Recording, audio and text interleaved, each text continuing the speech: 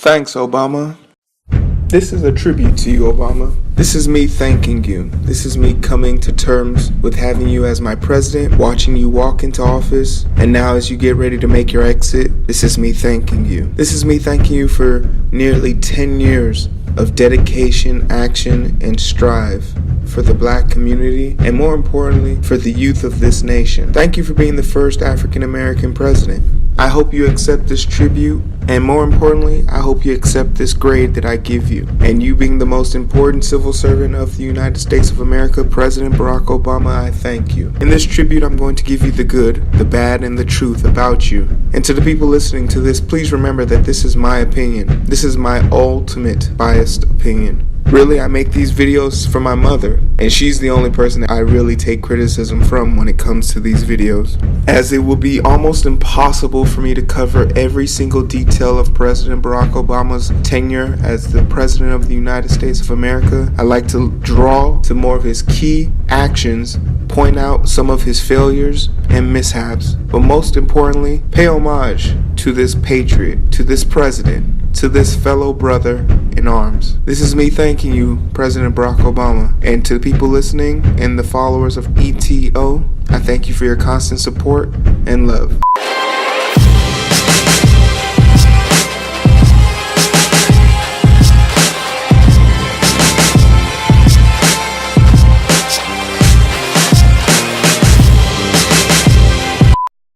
The good. You've done so much. You've legitimately changed the way presidents will be viewed forever. You live in a generation now where you are the most visualized, vocalized president we've ever had in our history as a nation. President Barack Obama. People say thanks, Obama, and it holds a negative connotation. But a lot of people have been thanking you, and it hurts them. It hurts them to know that during your tenure, you had one of the highest poll numbers for a president in office and while running for office. It pains them to know that some of their greatest fears, like you taking their guns away or you trying to change the nation dramatically, would affect them. It pains them to hear that Obamacare is working and is fundamentally sound, and with the proper support from the federal government and other economic statures could self-sustain itself, and we could be a nation that gives free healthcare to every citizen. It pains them to know that. So when they say thanks, Obama, it's them spiting you, but it's them having to accept the fact that you were right, that you did good by us, that you kept your word. In fact, your first year, by allowing press conferences to take place in the Oval Office that were videotaped and broadcast online. That's a first for any president in the United States of America. President Barack Obama, you're a trendsetter. You're the coolest dad on the block. You are the man. You are the wind beneath my wings. You are a hero. You are easily one of the most popular presidents we've ever had in this nation, and you didn't even free the slaves. So why are so many people upset with you? Is it true what people say? Winners always attract haters? Full disclosure, if you don't know this already, but President Barack Obama is the man. He is smart, athletic, near perfect family, funny, intuitive, self-aware, loving, caring, passionate, and an everyday type of guy. You could bring President Barack Obama to a company party and watch him sway the room. You could bring President Barack Obama over for dinner and watch your parents be amused. President Barack Obama wasn't a good president. He was a damn great one. Is it because of his outstanding reputation with foreign leaders and his ability to bring calm to any situation? Is it his ability to put up the fight that we needed behind closed doors to help slow down the process of this war on drugs? Is it his understanding of socioeconomic impacts and what happens when money doesn't funnel into proper programs? His focus on education, healthcare, and foreign diplomats speaks magnitudes for his ability to outright reach into other people's souls and touch them. He is the leader of the free world, gold standard for how the world wants to look. This is pushed forward tenfold because he is a black man. Me being a black man, I have great pride in seeing him stand there as our leader, and rightfully so.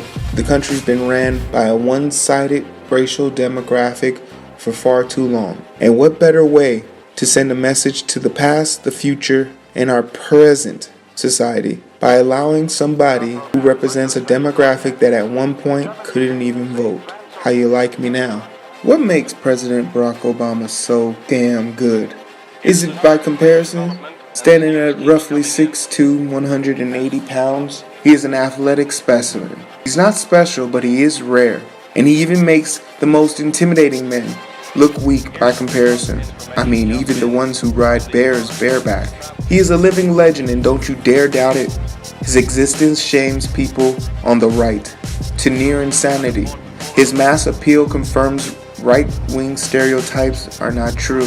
His presidency created a youthful generation. He might have been the father of the Black Lives Matter movement, which gave a voice to a group of minorities who had no idea. He is powerful, and don't you doubt it for a second. He changed the White House to a rainbow in solidarity with a mass appeal for his citizens, something I've never seen happen in my lifetime. He is the President of the United States of America. He owns the highest stage known to platforms, and he issued a challenge out to his people, and we screamed back, yes, we can. President Barack Obama single-handedly jolted an underground development which brought youthful minority minds to the forefront of mainstream media. And don't get me wrong, he didn't walk into this presidency with ease. Taking up after a Bush is never too easy, especially when this is what happens to you on a day-to-day basis. Ex-President Bush wasn't a good president. In fact, his numbers were in the 20% as far as approval ratings, and even lower, some saying as low as 13% after his debacle in Iraq. So, admittingly, President Barack Obama coming into office, the country was legit tired of government. We were tired of feeling our voices weren't being heard, and more importantly, we were tired of being led by an idiot. President Barack Obama walked into a situation in 2008 where we were on the brink of starting the Cold War all over again. Our military forces were being dispatched to a country in search of weapons of mass destruction that we never found. President Barack Obama had to also deal with the fact that our country was going into a recession, almost as bad as the Great Depression. He acquired a country so bad, so in the slums, that the average American wasn't even making enough to support the economy we were living in. So what could America use? What could America get? What could America make? What did America need? Well, in 2008, America needed a new leader. His name was Barack Obama, and he came with one simple slogan: hope. It's simple, it's direct, it's inspiring.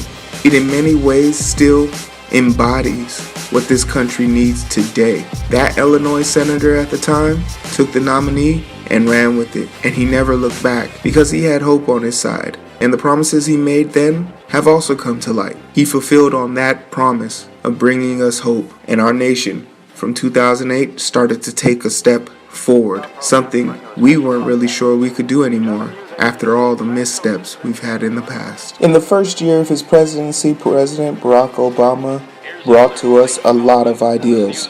He brought about the idea of peace, world peace, on an international scale, with dictators and foreign politicians that we as a nation have refused to talk with in years past.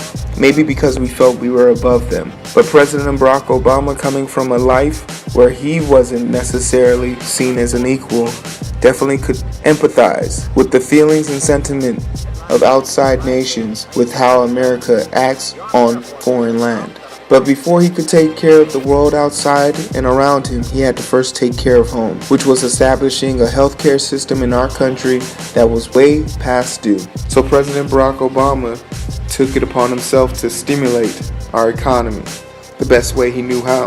He took it upon himself to give everyone in the middle class who's making an income a direct stimulus package. Lump sum amount of cash that was designed to give people a chance to go out there and spend money, especially in an economy that at the time was so horrible that Black Friday sales in 2007 to 2006 were in the red. He revitalized our economy by dedicating his attention to the middle class, something that he's been potent about since he was a senator. He understands the value of the middle class because he's a hardworking individual who comes from the Chicago working class. Is it really that hard to believe? To have a successful economy, you need to have a successful working middle class. And the bigger your working middle class is, the less poverty you have below. In simple logic, who'd have thought the first black president would have been the person to figure that out? I mean, seriously, when was the last time you remember paying for gas as cheap as $2? Because the average when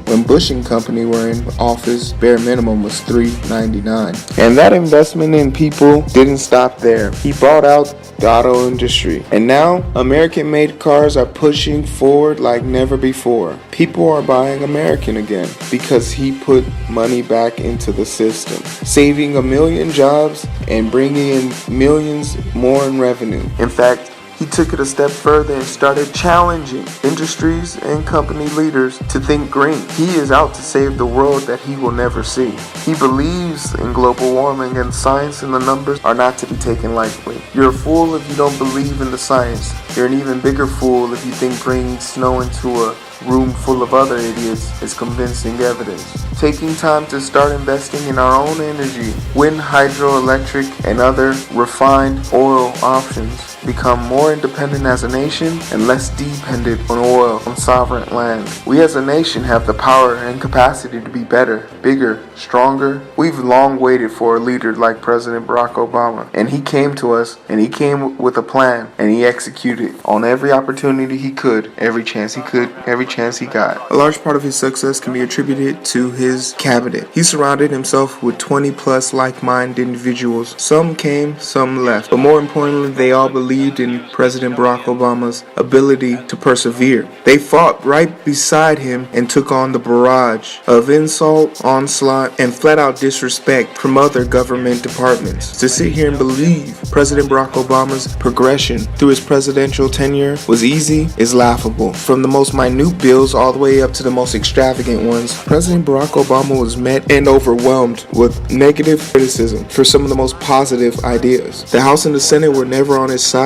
and made any debates or conversations seem like pulling teeth, as it is expected for Democratic leaders to take a soft approach. But President Barack Obama wasn't soft. He fought strong and hard for what he believed in, and through those constant battles, he persevered, and he implemented some of the best legislative laws, acts, and suggestions this country has ever seen or heard of. He saw the big picture, which is, if there's no driving force behind positive change, eventually the balance will disappear, and where there's no balance leaves people room to suffer.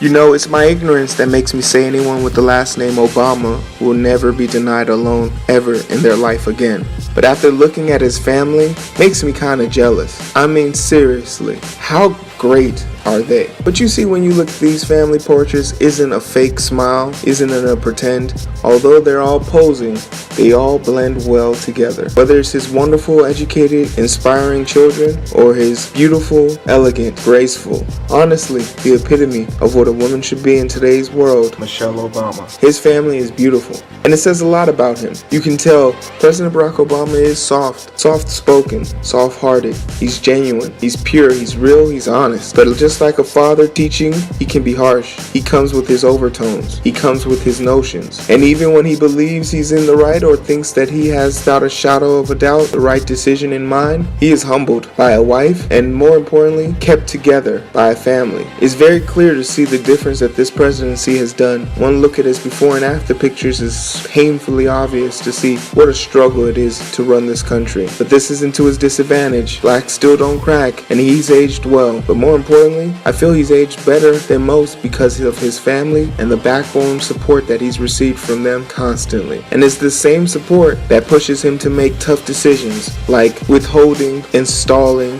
people in his cabinet and workers in the White House's salary until the economy was back down to 4%, which is now at a 3.5% unemployment rate. It's character skills installed in his kids that are the same ones that he installed in newly powered energy programs throughout the country, pushed to incentivize students working on new energy resources. It's his down-to-earth tone that makes him so cool. It's these small things that he's done in his first term that make him seem so genuine, so real, makes you love him. Honestly, he would have won even if it wasn't for one of his greatest accomplishments as the President of the United States of America. President Barack Obama had won this election before Mitt Romney even uttered the words 47%. See, President Barack Obama had accomplished something that took a Bush presidency presidency 4 years to even remotely conclude. He brought the ends to a means and served cold justice to one of America's most terrorizing figures in the history of the United States of America. President Barack Obama brought down terrorism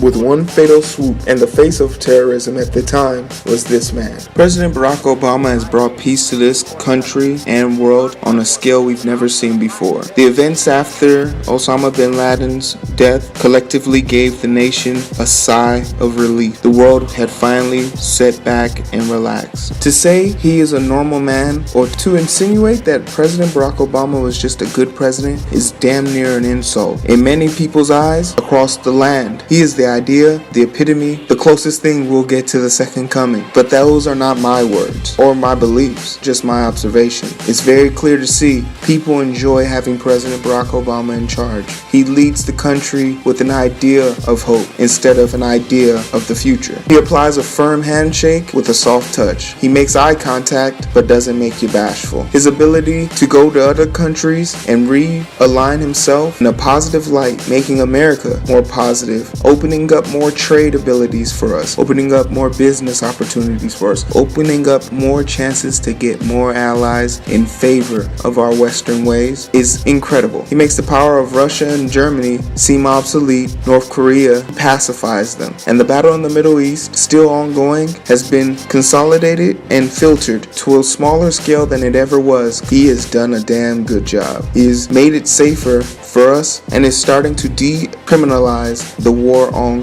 drugs. He is a visionary. He is a thrill seeker. He is a man of the people. This goes without saying. For his second term, his accomplishments as far as Obamacare and denying North Dakota Access Pipeline were staple moments in his career. His ability to curve our ideals and make us believe that it is possible for us to be a nation that cares for each other beyond our words is possible. There was a man who once believed Obamacare and all of his ideas were trash until he came down with cancer, lost his job, and had no other means to pay for his surgeries or his medicine. And he applied to Obamacare, and he is able to live his life now and utter those words, "Thanks, Obama," which you owe him, which we all kind of owe him. We definitely owe him a thanks. He could have let the country spiral out of control with the numerous issues going on in our world, but his calm, alternative demeanor kept us afloat. He tried to curb Wall Street's national belief that money runs everything and tried to present a straight and narrow approach, trying to deal with the outright criminal activity going on in politics. I can say my favoritism of President Barack Obama is skim deep, literally. Most people vote based on the president who has their best interest at heart. Who better to have my best interest at heart than someone who looks exactly like me? Skin deep. Let's not sit here and pretend, regardless of how you voted in the 2016 election, the last 8 years haven't been blissful. Let's not sit here and deny the fact that you still have your guns. Let's sit here and not deny that you've never felt safer being in America. Let's sit here and not pretend that President Barack Obama hasn't done everything in his power to guarantee that if you ever fall on tough times, your health will be intact. Let's not sit here and pretend that teachers have been put second, finally, only to students. Let's sit here and not pretend that the economy hasn't been growing at an exponential rate. I dare you to speak out negatively about a man who tried to put money aside and started stifling the energy companies to help save our country. You best raise your glass and pay homage to one of the greatest, if not the greatest, president America's ever seen. Let's be real. Say thank you to our Commander-in-Chief, President Barack Obama. And when you say thank you, mean it, because the strives, trials, and tribulations he's gone through for us are minute compared to how grateful we should really be to this man.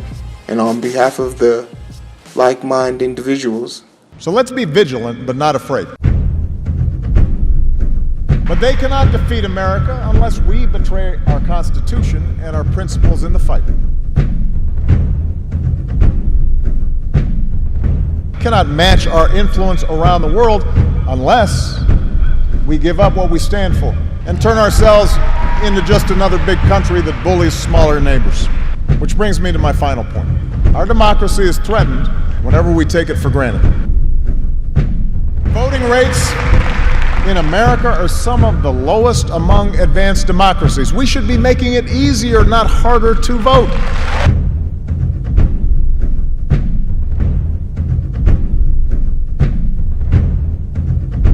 We should reduce the corrosive influence of money in our politics. congressional districts to encourage politicians to cater to common sense and not rigid extremes.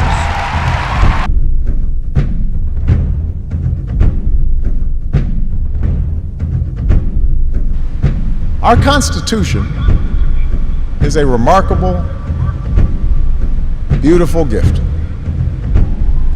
But it's really just a piece of parchment. It has no power on its own. We, the people, give it power.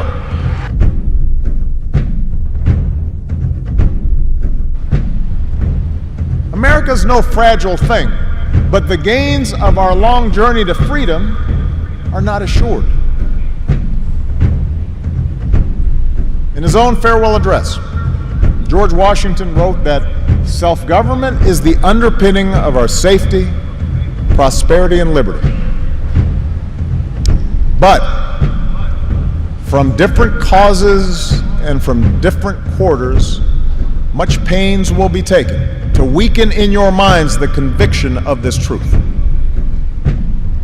And so we have to preserve this truth with jealous anxiety that we should reject the first dawning of every attempt to alienate any portion of our country from the rest.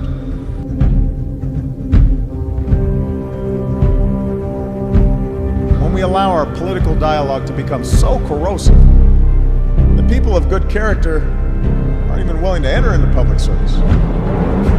So coarse with rancor that Americans with whom we disagree are seen not just as misguided, but as malevolent. We weaken those ties when we define some of us as more American than others.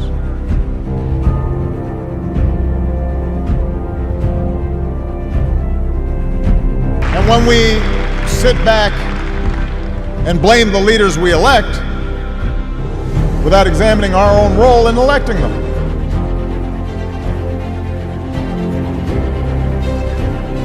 It falls to each of us to be those anxious, jealous guardians of our democracy. To embrace the joyous task we've been given to continually try to improve this great nation of ours. Because for all our outward differences, we in fact all share the same proud title. The most important office in a democracy. Citizen.